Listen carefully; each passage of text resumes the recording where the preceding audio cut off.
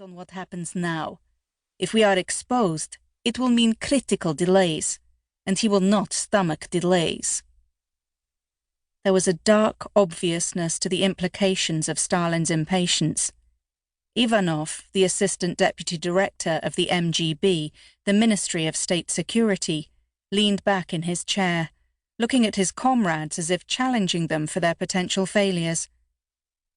We could have been saved some of this extra work if we'd been fast enough when the Americans and British were scooping up physicists from Germany. Ivanov reached forward to put his cigarette in the ashtray on the table, and then thought better of it and flicked it into the bushes instead. It was his Dacca, after all. Stanimir? He had a high-pitched, snivelling voice that irritated Stanimir Aptekar. Aptekar leaned back. The other three seemed to move imperceptibly forward. He was aware of the deep blue of the sky against the green of the tree that shaded them. So much beauty, he thought. In Canada, we are operating out of the embassy in Ottawa. We have people in the very centre. I have their names in my dossier. I have also put in place a fail-safe plan. Should something go wrong, it will take little time to assemble a backup group. This I keep in my head. Aptekar tapped the side of his head with his long index finger. Is that wise? If something should, God forbid, happen to you? With any luck, God is forbidding. Comrades, these are new and delicate times. Here, among ourselves in this trusted circle, I recommend caution to everyone.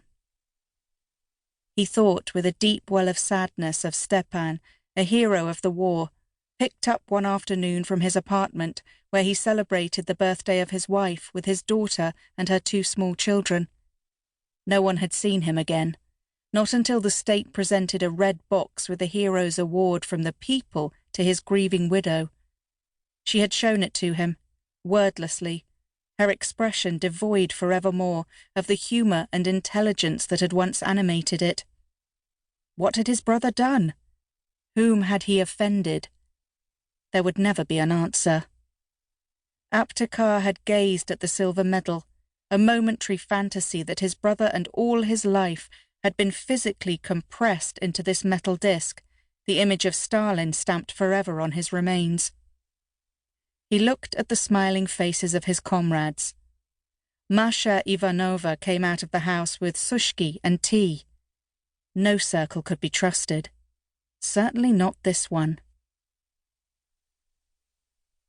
August 1947. So, Comrade Aptekar.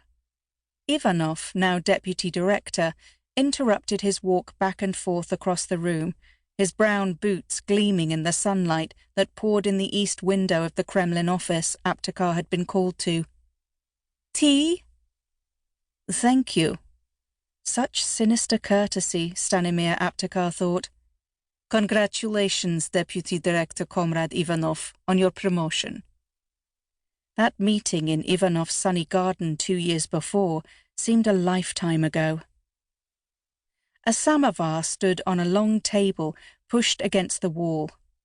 The commander acknowledged this compliment with a nod and then lifted his hand. A soldier at attention by the door clicked his heels quietly and began to pour tea into 2 glasses waiting on a tray. Dismissed, the soldier saluted and withdrew, closing the door quietly. He will be right outside, Aptekar thought wearily. You have done great service over a long career, comrade. You are kind to say so, Aptekar said. Your dossier reads like an adventure book for schoolboys. Such exploits. They don't make spies like you anymore. The deputy director lifted a manila folder, which Aptekar did not doubt was a prop, like everything else in the room. He knew this strategy well. He had employed it many times over the past 50 years. Goodness, was it 50 years he had worked for intelligence, first for Mother Russia and now for the Soviet Empire? He inclined his head, his hand partially on his glass of tea. He would drink when Ivanov did. Berlin, recently, I think. Ivanov sat down.